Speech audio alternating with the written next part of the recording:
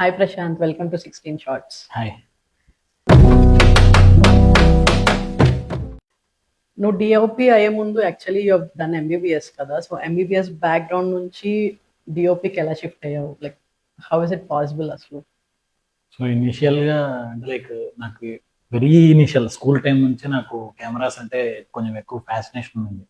So from digital Nikon Coolpix నుంచి Coolpix వాడాను. Then handy camera తర్వాత DSLR ఇవన్నీ తీసుకున్నా. యూనివర్సిటీ జాయిన్ అయ్యాక used to make short films. So medicine background related short films చేస్తున్నాం.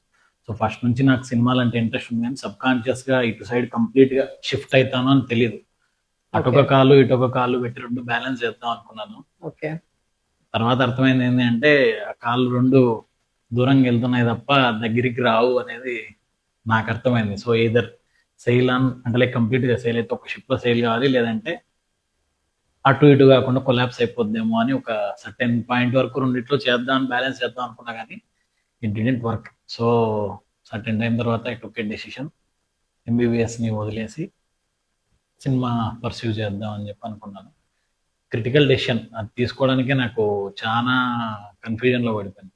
So ఎందుకంటే నీకు ఈ మెడిసిన్ కంప్లీట్లీ డిఫరెంట్ సెక్టర్, ఇది వేరు, సినిమా వేరు.